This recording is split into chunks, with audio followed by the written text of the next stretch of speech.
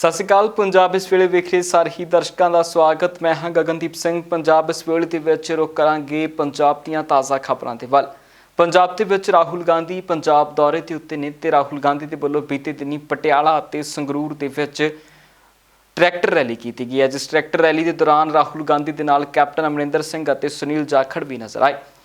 अपने शाही ट्रैक्टर के उत्ते सवार कैप्टन अमरिंदर सिंह और राहुल गांधी संगरूर और पटियाले दी सड़कों के उत्ते घूमते नजर आए, जिस दौरान उन्होंने वड्डियां रैलियां भी संबोधन किया। इस मौके के उत्ते राहुल गांधी ने पंजाब के लोगों को संबोधन किया।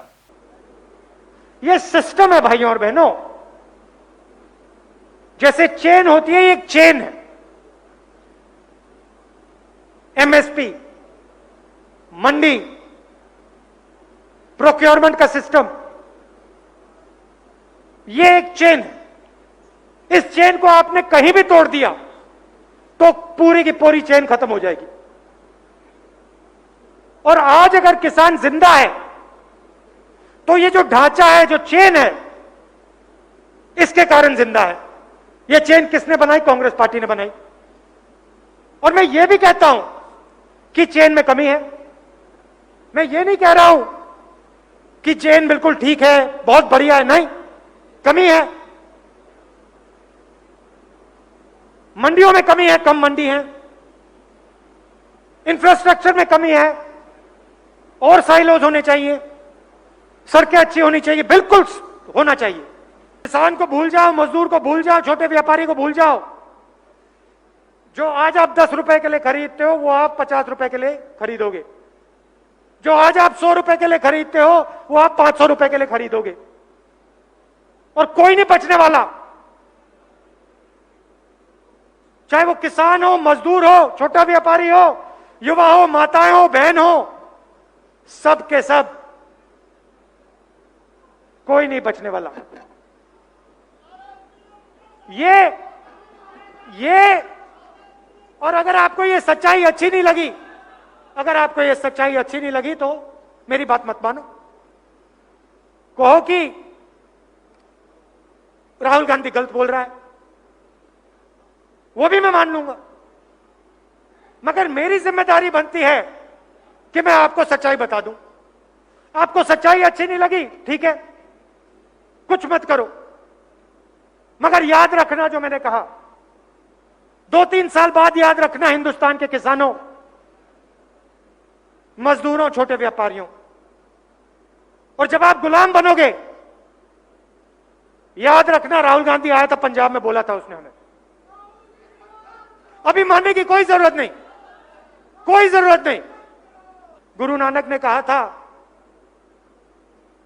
अभी आज सच्चाई का सामना करो। इसलिए वो आपके गुरु हैं, इसलिए उन्होंने हमें रास्ता दिखाया कि वो सच्चाई से नहीं डरते थे। सीधा जो था वो कह देते थे, चाहे कुछ भी हो जाए। और ये हिंदुस्तान का और पंजाब का यह इतिहास है। हजारों साल से आप नहीं डरे। जब आपने सच्चाई देखी, आपने उसको माना। यह रास्ता आपके गुरुओं ने आपको दिखाया। इस रास्ते पर आपको चलना ही होगा। इस रास्ते से आप उतर नहीं सकते। यह आपका धर्म है, यह आपके संस्कार हैं, यह आपका इतिहास है। यह मैं आपको बताने आया था। उधर कैप्टन अमरिंदर सिंह ने भी इस मौके के उत्ते वर्करां नूं संबोधन करते हुए कहा कि पंजाब दे विच किसी भी हाल दे विच इन्हां कानूनां नूं लागू नहीं होण दिता जावेगा। मेरी बेनती आप नूं है, ये लड़ाई अज नहीं मुकनी, ये लड़ाई ने चलना ही चलना है। जिथे ताईं साडा मसला है वो मसला असीं निपटांगे। अगर सानू कानूनी अवस्था दे नहीं मदद लैके किसी कोर्ट च जाना जावांगे। अगर सानू असैंबली का कोई सद्दा करना पऊ, असैंबली बुलानी पऊ, कोई बिल पास करने वो भी बुलावांगे। जो असी कर सकते हैं असी करांगे। लेकिन मैं अज लाल सिंह जी ने दस्या सी बोलते हुए राहुल जी नूं बेनती की सी कि तुसीं जदों आओगे, चीफ मिनिस्टर प्राइम मिनिस्टर बनोगे साडे मुल्क का, और तुसीं हुकूमत इत्थे सामोगे, पहली गल इन्होंने क्या करो, ਆ ਜਿਹੜਾ ਕਾਨੂੰਨ ਬਣਾਇਆ ਮੋਦੀ ਨੇ, ਇਹਨੂੰ ਰੱਦ ਕਰੋ, ਖਤਮ ਕਰੋ, ਇਸ ਨੂੰ ਬਾਹਰ ਮਾਰ ਕੇ ਚੱਕ ਕੇ ਮਾਰੋ। ਕਾਨੂੰਨ ਬਦਲਦੇ ਰਹਿੰਦੇ ਨੇ। ਕਾਨੂੰਨ ਕੋਈ ਇੱਕ ਕਿਸਮ ਦਾ ਇਹ ਚੀਜ਼ ਨਹੀਂ ਹੈ ਕਿ ਇੱਕ ਵਾਰ ਬਣ ਗਿਆ ਸੋ ਬਣ ਗਿਆ। ਪਾਰਲੀਮੈਂਟ ਦੇ ਕੋਲ ਅਧਿਕਾਰ ਨੇ, ਕਾਨੂੰਨ ਬਦਲ ਸਕਦੇ ਨੇ, ਕਾਨੂੰਨ ਨਵੇਂ ਲਿਆ ਸਕਦੇ ਨੇ, ਔਰ ਇਹ ਜ਼ਰੂਰੀ ਹੈ। ਔਰ ਇਹ ਜਿਹੜੇ ਇਹਨਾਂ ਨੂੰ ਜਿਹੜੇ ਇਹ ਵੱਡੇ ਵੱਡੇ ਇਹ ਜਿਹੜੇ ਇੰਡਸਟਰੀਅਲਿਸਟ ਨੇ, ਬੜੇ ਕਾਰਪੋਰੇਟ ਹਾਊਸਿਸ ਨੇ, ਜਿਨ੍ਹਾਂ ਦੀ ਮਦਦ ਕਰਨੀ ਹੈ, ਇਹਨਾਂ ਮੈਨੂੰ ਸ਼ਰਮ ਆਉਂਦੀ ਹੈ, ਕਹਿੰਦੇ ਕਿ ਸਾਡੀ ਸਿਆਸਤ ਵਿੱਚ ਇਹੋ ਜਿਹੇ ਬੰਦੇ ਨੇ ਮੋਦੀ ਵਰਗੇ ਔਰ ਹੋਰ ਇਹਨਾਂ ਦੇ ਸਾਥੀ, ਜਿਹੜੀ ਸੋਚ ਨਹੀਂ ਸਕਦੇ ਕਿ ਗਰੀਬ ਜਨਤਾ ਇੰਨੀ ਬਸੀ ਹੋਈ ਹੈ ਸਾਡੇ ਦੇਸ਼ 'ਚ। ਕਿੰਨਾ ਸਾਡਾ ਅੰਨ ਐਤਕੀ ਆਇਆ ਹੈ, ਰਿਕਾਰਡ ਅਸੀਂ ਤੋੜ ਦਿੱਤਾ। ਇਹ ਮੈਂ ਨਹੀਂ ਕੀਤਾ, ਇਹਨਾਂ ਨੇ ਨਹੀਂ ਕੀਤਾ, ਇਹ ਤੁਸੀਂ ਕੀਤਾ। ਤੁਹਾਡੀ ਹਿੰਮਤ ਸੀ, ਤੁਸੀਂ ਇਹ ਜਿਹਦੇ ਨਾਲ ਆਪਣੀਆਂ ਫਸਲਾਂ ਐਡੀਆਂ ਵਧੀਆ ਕੱਢੀਆਂ ਨੇ ਕਿ ਦੇਸ਼ ਸਾਡਾ ਇਸ ਤੋਂ ਬਚਿਆ ਹੈ। ਤੁਹਾਨੂੰ ਪਤਾ ਹੈ ਕਿ ਕਰੋਨਾ ਦੇ ਸਮੇਂ ਕਈ ਸੂਬਿਆਂ ਦੇ ਵਿੱਚ ਰੋਟੀ ਨਹੀਂ ਸੀ ਖਾਣ ਨੂੰ, ਪੰਜਾਬ ਦਾ ਅੰਨ ਗਿਆ, ਟ੍ਰੇਨਾਂ ਦੇ ਟ੍ਰੇਨ ਭਰ ਕੇ ਇੱਥੋਂ ਗਏ ਨੇ ਉਹਨਾਂ ਨੂੰ ਅੰਨ ਖਵਾਉਣ ਵਾਸਤੇ। ਉਹ ਵੀ ਭੁੱਲ ਗਿਆ ਹੈ ਮੋਦੀ। डूबेगी कश्ती तो डूबेंगे सारे, ना तुम ही बचोगे ना साथी तुम्हारे। बचना किसी ने नहीं साथ। किदा समय पहला लगूगा, गरीब आदमी मातड़ पहला मारा जाऊगा, पहला मजदूर मरूगा, फिर किसान मरूगा, फिर दुकानदार मरूगा, फिर व्यापारी मरूगा, फिर हिंदुस्तान मरूगा।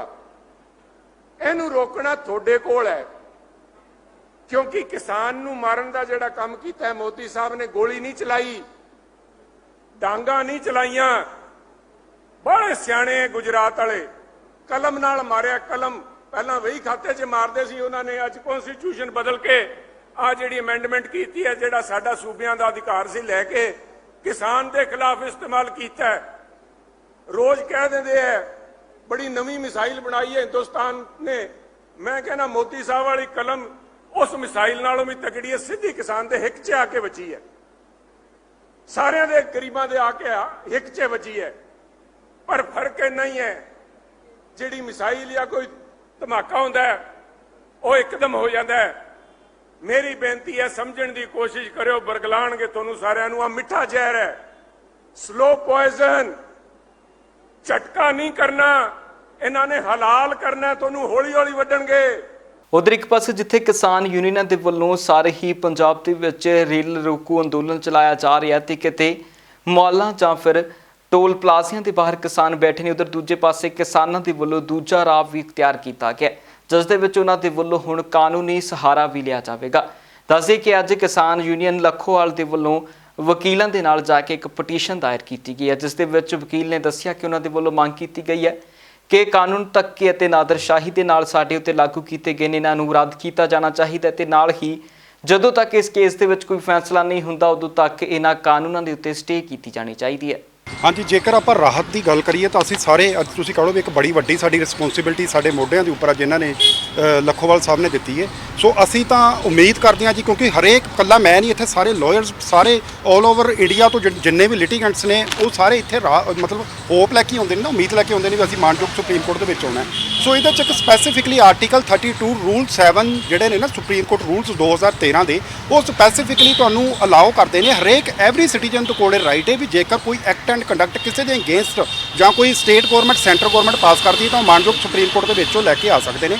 ਤੇ ਮੈਂ ਇੱਥੇ ਇਹ ਕਹਿਣਾ ਚਾਹੁੰਦਾ ਵੀ ਤਿੰਨੇ ਬਿੱਲਾਂ ਦਾ ਜਿਹੜੇ ਇਨੀਸ਼ੀਅਲਸ ਨੇ ਉਹ ਫਾਰਮਰਸ ਦੇ ਨਾਮ ਤੋਂ ਹੀ ਸਟਾਰਟ ਕਰਦੇ ਨੇ, ਜਿਵੇਂ farmers empowerment and protection bill, farmers produced trade act, farmers essential commodity act, ਜਿਹੜਾ ਇਹ ਤਿੰਨੇ ਇਨੀਸ਼ੀਅਲਸ ਜਿਹੜੇ ਸਟਾਰਟ ਕਰ ਰਹੇ ਨੇ। ਮੇਰਾ ਫਸਟ ਪ੍ਰੀਲਿਮਿਨਰੀ ਆਬਜੈਕਸ਼ਨ ਇਹ ਹੈ ਕਿ ਐਟਲੀਸਟ ਜੇਕਰ ਫਾਰਮਰਸ ਦੇ ਨਾਮ ਤਾਂ ਸੀਗਾ ਤਾਂ ਐਟਲੀਸਟ ਉਹਨਾਂ ਨੂੰ ਕੰਸਲਟ ਤਾਂ ਕਰਨਾ ਚਾਹੀਦਾ ਸੀ, ਠੀਕ ਹੈ। ਸੋ ਮੇਰਾ ਜਿਹੜਾ ਇੱਕ ਪ੍ਰੀਲਿਮਿਨਰੀ ਆਬਜੈਕਸ਼ਨ ਹੈ ਉਹ ਮੇਰਾ ਮੇਨ ਇਹੀ ਹੈ ਕਿ whether it is justified to draft bill ਔਰ pass any bill without consulting the ultimate sufferers. So ਮੇਰਾ ਮੇਨ ਆਬਜੈਕਸ਼ਨ ਇਹ ਹੈ ਕਿ ਜਿਹੜੇ ਅਲਟੀਮੇਟ ਸਫਰਰਸ ਨੇ, ਅਸੀਂ ਲਾਇਰਸ ਹਾਂ ਜੀ, ਇਹ ਅਲਟੀਮੇਟ ਸਫਰਰਸ ਜਿਹੜੇ ਨੇ ਬਿਲੋਂਗ ਅਸੀਂ ਵੀ ਫਾਰਮਰਸ ਨੂੰ ਹੀ ਕਰਦੇ ਹਾਂ, ਪਰ ਅਲਟੀਮੇਟ ਜਿਹੜਾ ਸਫਰ ਕਰਨਾ ਉਹ ਫਾਰਮਰਸ ਨੇ ਕਰਨਾ ਹੈ।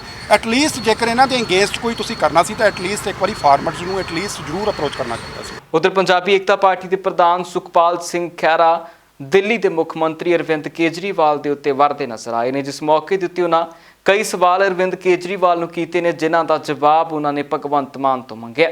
ਉਹਨਾਂ ਦਾ ਕਹਿਣਾ ਹੈ ਕਿ ਇੰਨੇ ਹੀ ਪੰਜਾਬ ਹਥਿਆਸ਼ੀ ਹੋ ਤਾਂ ਪੰਜਾਬ ਦੇ ਵਿੱਚ ਕਿਸਾਨਾਂ ਦੀ ਗੱਲ ਦਿੱਲੀ ਦੇ ਵਿੱਚ ਬੈਠ ਕੇ ਕਰ ਜ਼ਰੂਰ ਸਕਦੇ ਹੋ। ਦੁਖਦਾਈ ਗੱਲ ਹੈ ਕਿ ਇੱਕ ਆਦਮੀ ਜਿਸ ਨੂੰ ਪੰਜਾਬੀਆਂ ਨੇ ਬਹੁਤ ਮਾਣ ਦਿੱਤਾ ਔਰ ਉਸ ਨੂੰ ਬਹੁਤ ਵੱਡੇ ਪੱਧਰ ਦੇ ਉੱਤੇ 2014 ਚ 4 ਲੋਕ ਸਭਾ ਦੀ ਸੀਟਾਂ ਜਿਤਾਈਆਂ ਅਰਵਿੰਦ ਕੇਜਰੀਵਾਲ, ਉਹ ਮੋਦੀ ਸਾਹਿਬ ਦੇ ਵੱਲੋਂ ਕਾਲੇ ਕਾਨੂੰਨ ਜਿਹੜੇ ਬਣਾਏ ਗਏ ਕਿਸਾਨ ਵਿਰੋਧੀ, ਉਹਨਾਂ ਤੇ ਮੂਕ ਦਰਸ਼ਕ ਬਣ ਕੇ ਬੈਠੇ ਨੇ, ਚੁੱਪਧਾਰੀ ਬੈਠੇ ਨੇ। ਮਾੜਾ ਮੋਟਾ ਕੋਈ ਟਵੀਟ ਕਰ ਦੇਣਾ, ਬਿਆਨ ਦੇਣਾ, ਉਹ ਕਾਫੀ ਵਿਰੋਧ ਨਹੀਂ ਹੁੰਦਾ। ਉਹ ਦਿੱਲੀ 'ਚ ਬੈਠੇ ਨੇ।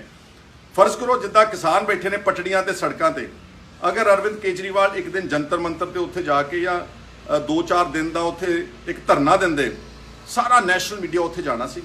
ਬੀਜੇਪੀ ਦੇ ਉੱਤੇ ਲਾਜ਼ਮੀ ਬਹੁਤ ਪ੍ਰੈਸ਼ਰ ਪੈਣਾ ਸੀ, ਲੇਕਿਨ ਉਹਨਾਂ ਨੇ ਇਸ ਰਾਹ ਨੂੰ ਚੁਣਿਆ ਨਹੀਂਗਾ। ਉਹ ਕਿਉਂ ਨਹੀਂ ਚੁਣਿਆ, ਉਹ ਮੈਂ ਸਮਝਦਾ ਕਿ ਉਹਨਾਂ ਨੂੰ ਆਪ ਇਸ ਦੀ ਦੱਸਣਾ ਚਾਹੀਦਾ ਕਿ ਉਹਨਾਂ ਨੇ ਕਿਉਂ ਪੰਜਾਬ ਦੇ ਲੋਕਾਂ ਨੂੰ ਔਰ ਖਾਸ ਤੌਰ ਤੇ ਸਿੱਖਾਂ ਨੂੰ, ਕਿਉਂਕਿ ਜਿਹੜੀਆਂ ਘੱਟ ਗਿਣਤੀਆਂ ਨੇ ਨਾ ਇਸ ਦੇਸ਼ ਦੇ ਵਿੱਚ, ਉਹਨਾਂ ਨੂੰ ਚੰਗੇ ਆਗੂਆਂ ਤੋਂ ਉਮੀਦ ਹੁੰਦੀ ਆ ਕਿ ਇਹ ਜਿਹੜੇ ਆਗੂ ਨੇ ਇਹ ਸਾਡੀ ਹਿਫਾਜ਼ਤ ਕਰਨਗੇ, ਲੇਕਿਨ ਉਹਨਾਂ ਨੇ ਇਸ ਸਾਰੇ ਕਾਲੇ ਕਾਨੂੰਨਾਂ ਨੂੰ ਲੈ ਕੇ ਕਿਸੇ ਤਰ੍ਹਾਂ ਦਾ ਜ਼ਮੀਨ ਪੱਧਰ ਦੇ ਉੱਤੇ ਕੋਈ ਡਟਵਾਂ ਵਿਰੋਧ ਨਹੀਂ ਕੀਤਾ। ਉਧਰ ਕਿਸਾਨ ਲਗਾਤਾਰ ਮੰਡੀਆਂ ਦੇ ਵਿੱਚ ਵੀ ਰੁਲ ਰਹੇ ਨੇ ਤੇ ਸੜਕਾਂ ਦੇ ਉੱਤੇ ਵੀ ਰੁਲ ਰਹੇ ਨੇ। ਜੀ ਹਾਂ, ਇਹ ਕਹਿਣਾ ਹੈ ਪ੍ਰੋਫੈਸਰ ਬਲਜਿੰਦਰ ਕੌਰ ਦਾ। ਪ੍ਰੋਫੈਸਰ ਬਲਜਿੰਦਰ ਕੌਰ ਬਠਿੰਡਾ ਦੀ ਮੰਡੀ ਦੇ ਵਿੱਚ ਪਹੁੰਚੇ, ਜਿੱਥੇ ਉਹਨਾਂ ਕਿਸਾਨਾਂ ਦੀ ਖਰੀਦੋ ਫਰੋਖਤ ਦਾ ਜਾਇਜ਼ਾ ਲਿਆ ਤੇ ਇਸ ਮੌਕੇ ਦੇ ਉੱਤੇ ਉਹਨਾਂ ਕਿਹਾ ਕਿ ਉਹਨਾਂ ਨੂੰ ਕਾਫੀ ਦੁੱਖ ਹੈ ਕਿ ਕਿਸਾਨ ਸੜਕਾਂ ਦੇ ਉੱਤੇ ਵੀ ਰੁਲ ਰਹੇ ਨੇ ਤੇ ਹੁਣ ਕਿਸਾਨ ਮੰਡੀਆਂ ਦੇ ਵਿੱਚ ਵੀ ਰੁਲ ਰਹੇ ਨੇ। दिन रात मेहनत करके अपनी नरमे की पैदावार करता है, दिन रात मेहनत करके अपना जिहड़ा सोने वर्गी फसल है उन्होंने मंडी तक लेके आता है। तो अज मंडी दे विच सोने वर्गी फसल कहने का मतलब नरमा जिहड़ा है बिल्कुल मिट्टी दे विच मिलाया जा रहा, उन्होंने कौडियां दे भाव जिहड़ा है इस वेले सरकार खरीद कर रही है। सो बहुत वड्डा धक्का जिहड़ा है किसानां दे नाल हो रहा है, क्योंकि जिथे सरकार ने MSP के नाँ ते वड्डे वड्डे दावे कीते सी, अज MSP के नाँ ते सब तो वड्डी लुट पंजाब के किसानां दी है, चाहे वह मालवे दे विच नरमे की फसल दी होवे, चाहे ਅਸੀਂ ਦੁਆਬੇ ਵਾਲੀਆਂ ਮੰਡੀਆਂ 'ਚ ਚਲੇ ਜਾਈਏ ਜਿੱਥੇ ਮੱਕੀ ਆ ਸੋਨੇ ਵਰਗੀ ਫਸਲ ਆ ਤੇ ਅੱਜ ਕੌਡੀਆਂ ਤੇ ਭਾਅ ਜਿਹੜੀ ਆ ਰੋਜ਼ ਦਿੱਤੀ ਆ ਔਰ ਰੇਟ ਤੈਅ ਕੀਤਾ ਜਿਹੜਾ ਸੈਂਟਰ ਬਣੀ ਉਹ 5725 ਰੁਪਏ ਨਰਮੇ ਦੀ ਫਸਲ ਦਾ ਰੇਟ ਆ ਤੇ ਇਸ ਵੇਲੇ ਕਿਸਾਨਾਂ ਦੇ ਕਹਿਣ ਦੇ ਮੁਤਾਬਕ ਉਹਨਾਂ ਨੂੰ 4000 ਤੋਂ ਲੈ ਕੇ 4500 ਤੋਂ ਲੈ ਕੇ 4800 ਤੱਕ ਜਿਹੜਾ ਸਰਾਸਰ ਇੱਕ ਬਹੁਤ ਵੱਡਾ ਧੱਕਾ ਕਿਸਾਨਾਂ ਦੇ ਨਾਲ ਬਹੁਤ ਵੱਡੀ ਜ਼ਿਆਦਤੀ ਹੈ ਜਿਹੜੀ ਆ ਉਹ MSP ਨਾਂ ਤੇ ਜਿਹੜੀ ਕੀਤੀ ਜਾ ਰਹੀ ਹੈ। ਤੇ ਰੁਕ ਕਰਦੇ ਹਾਂ ਪੰਜਾਬ ਦੇ ਸਿਆਸੀ ਬਿਆਨਾਂ ਵੱਲ। ਕਾਫਲਾ ਤੁਰਿਆ ਸੀ ਸਰਕਾਰੀ ਮਦਦ ਦੇ ਨਾਲ ਤੇ ਜਿਹੜੀਆਂ ਸਵਾਰੀਆਂ ਬਾਹਾਂ ਖਿਲਾਰ ਕੇ ਸਟੇਜਾਂ ਤੇ ਬੋਲਦੀਆਂ ਸੀ ਉਹ ਸਵਾਰੀਆਂ ਤਾਂ ਉਤਰ ਗਈਆਂ। ਇਸ ਕਰਕੇ ਅੱਧੀਆਂ ਸਵਾਰੀਆਂ ਅੱਜ ਉਤਰ ਗਈਆਂ, ਬਾਕੀ ਕੱਲ ਉਤਰ ਜਾਣਗੀਆਂ। ਇਸ ਕਰਕੇ ਲੋਕੀ ਸਮਝਦੇ ਆ ਕਿ ਜਿਹੜਾ ਨੁਕਸਾਨ ਕਾਂਗਰਸ ਨੇ ਬਹੁਤ ਜ਼ਿਆਦਾ ਕੀਤਾ ਹੋਇਆ, ਕਾਂਗਰਸ ਤੇ ਕਿਸਾਨ ਕਦੀ ਇਤਬਾਰ ਨਹੀਂ ਕਰ ਸਕਦੇ। ਕਿਸਾਨ ਜਥੇਬੰਦੀ ਦਾ ਕਹਿਣਾ ਕਿ ਕੈਪਟਨ ਸਾਹਿਬ ਨੇ ਜੋ ਪਹਿਲਾਂ ਵਾਅਦੇ ਕੀਤੇ ਸੀ ਕਿਸਾਨਾਂ ਨਾਲ ਉਹ ਤਾਂ ਪੂਰੇ ਨਹੀਂ ਹੋਏ। ਅੱਜ ਕਹਿ ਰਹੀ ਹੈ ਕਾਂਗਰਸ ਅਸੀਂ ਕਿਸਾਨ ਹਿਤੈਸ਼ੀਆਂ, ਕਿਸਾਨਾਂ ਦੇ ਹੱਕ 'ਚ ਰੈਲੀਆਂ ਕੀਤੀਆਂ। ਮੈਂ ਤਾਂ ਹੀ ਕਹਿ ਰਿਹਾ ਕਿ ਜਿੱਥੇ ਗੁਟਕਾ ਸਾਹਿਬ ਦੀ ਸਹੁੰ ਚੁੱਕ ਕੇ 90,000 ਕਰੋੜ ਦੇ ਕਰਜ਼ਾ ਮਾਫੀ ਤੋਂ ਭੱਜੇ ਹੋ ਤੇ ਉਹ ਕਿਸਾਨ ਤੁਹਾਡੇ ਤੇ ਇਤਬਾਰ ਕਿੱਦਾਂ ਕਰਨ? ਕਿਸੇ ਹਾਲਤ ਦੇ ਵਿੱਚ ਵੀ ਕਿਸਾਨੀ ਜਿਹੜੀ ਹੈ ਉਹ ਕਾਂਗਰਸ ਦੇ ਨਾਲ ਅੱਜ ਹੁਣ ਅੱਗੇ ਆਉਣ ਵਾਲੇ ਸਮੇਂ ਦੇ ਵਿੱਚ ਵਿਸ਼ਵਾਸ ਨਹੀਂ ਕਰ ਸਕਦਾ। ਕੀ ਲੱਗਦਾ ਹੈ ਕਾਂਗਰਸ ਦੀ ਇਸ ਰੈਲੀ ਦਾ ਜਿਹੜਾ ਕਿੰਨਾ ਕੁ ਪ੍ਰਭਾਵ ਪਵੇਗਾ? ਕਿਸਾਨ ਕਿੰਨਾ ਕੁ ਜਾਗਰੂਕ ਹੈ ਇਹਨਾਂ ਲੋਕਾਂ ਨੂੰ? ਦੇਖੋ, ਕਿਸਾਨ ਨੂੰ ਪਤਾ ਹੈ ਕਿ ਜਿੱਥੇ ਜ਼ੋਰ ਲਾਉਣਾ ਚਾਹੀਦਾ ਸੀ ਪਾਰਲੀਮੈਂਟ 'ਚ, ਉੱਥੇ ਤੇ ਰਾਹੁਲ ਗਾਂਧੀ ਹਾਜ਼ਰ ਨਹੀਂ ਹੋਏ, ਨਾ ਸੋਨੀਆ ਗਾਂਧੀ ਹੋਈ, ਨਾ ਬਾਕੀ ਲੀਡਰ ਹੋਏ। 33 ਬੰਦੇ ਰਾਜ ਸਭਾ 'ਚ ਤੁਹਾਡੇ ਗੈਰ ਹਾਜ਼ਰ ਹੋਣ ਤੇ ਤੁਸੀਂ ਪੰਜਾਬ 'ਚ ਆ ਕੇ ਲੋਕਾਂ ਨੂੰ ਕਿਵੇਂ ਗੁੰਮਰਾਹ ਕਰ ਸਕਦੇ? ਜੇ ਤੁਹਾਡੀ ਨੀਅਤ ਹੁੰਦੀ ਤੁਸੀਂ ਆਪਣੇ ਵੋਟਰ ਤਾਂ ਹਾਜ਼ਰ ਕਰਦੇ, ਵਿਪ ਇਸ਼ੂ ਕਰਦੇ। ਕਾਂਗਰਸ ਜਿਹੜੇ ਤੁਹਾਡੇ ਭਾਈਵਾਲ ਹੈ ਉਹ ਬਿੱਲ ਦੇ ਹੱਕ 'ਚ ਵੋਟਾਂ ਪਾ ਗਏ ਤੇ ਸਰਕਾਰ ਤੁਸੀਂ ਮਦਦ ਕਰਕੇ ਉਹਨਾਂ ਦੀ ਬਣਾਈ ਹੋਈ ਹੈ, ਇਸ ਕਰਕੇ ਕੌਣ ਇਤਬਾਰ ਕਰੂਗਾ? ਉਧਰ ਖੇਤੀ ਆਰਡੀਨੈਂਸਾਂ ਨੂੰ ਲੈ ਕੇ ਜਿੱਥੇ ਪੂਰੇ ਹੀ ਭਾਰਤ ਦੇ ਵਿੱਚ ਵੱਖ-ਵੱਖ ਕਿਸਾਨ ਜਥੇਬੰਦੀਆਂ ਦੇ ਵੱਲੋਂ ਪ੍ਰਦਰਸ਼ਨ ਕੀਤੇ ਜਾ ਰਹੇ ਨੇ, ਉੱਥੇ ਹੀ ਇਹ ਪ੍ਰਦਰਸ਼ਨ ਪੰਜਾਬ ਦੇ ਵਿੱਚ ਆਪਣੇ ਸਿਖਰਲੇ ਰੂਪ ਦੇ ਉੱਤੇ ਨੇ। ਪ੍ਰਦਰਸ਼ਨਾਂ ਦੇ ਵਿੱਚ ਕਿਸਾਨ ਕਿਤੇ ਪਟੜੀਆਂ ਤੇ ਬੈਠੇ ਨਜ਼ਰ ਆਉਂਦੇ ਨੇ ਤੇ ਕਿਤੇ ਸ਼ੰਭੂ ਬਾਰਡਰ ਦੇ ਉੱਤੇ ਕਿਸਾਨਾਂ ਦੇ ਵੱਲੋਂ ਪੱਕੇ ਮੋਰਚੇ ਕੱਢ ਲਏ ਗਏ ਨੇ। ਉਧਰ ਦੂਜੇ ਪਾਸੇ ਇਸ ਮੌਕੇ ਦੇ ਉੱਤੇ ਪੰਜਾਬ ਦਾ ਕਲਾਕਾਰ ਭਾਈਚਾਰਾ ਵੀ ਕਿਸਾਨਾਂ ਦੇ ਨਾਲ ਆਪਣੀਆਂ ਡਿਊਟੀਆਂ ਸਮਝਦੇ ਹੋਏ ਹਰ ਰੋਜ਼ ਵੱਖ-ਵੱਖ ਧਰਨਿਆਂ ਦੇ ਉੱਤੇ ਨਜ਼ਰ ਆਉਂਦੇ ਨੇ। ਪੰਜਾਬ ਦੇ ਧਰਨਿਆਂ ਦਾ ਹਾਲ ਵਿਖਾਉਂਦੇ ਆ ਤੇ ਇਸ ਮੌਕੇ ਦੇ ਉੱਤੇ ਪਹੁੰਚੇ ਪੰਜਾਬੀ ਕਲਾਕਾਰਾਂ ਦਾ ਕੀ ਕੁਝ ਕਹਿਣਾ ਉਹ ਵੀ ਸੁਣਾਉਂਦੇ ਆ। ਸੰਘਰਸ਼ ਜਾਰੀ ਆ ਜੀ। ਪਿਛਲੇ 2-3 ਹਫ਼ਤਿਆਂ ਤੋਂ ਅਸੀਂ ਇਸ ਸੰਘਰਸ਼ ਦੇ ਵਿੱਚ ਸ਼ਮੂਲੀਅਤ ਕਰ ਰਹੇ ਹਾਂ।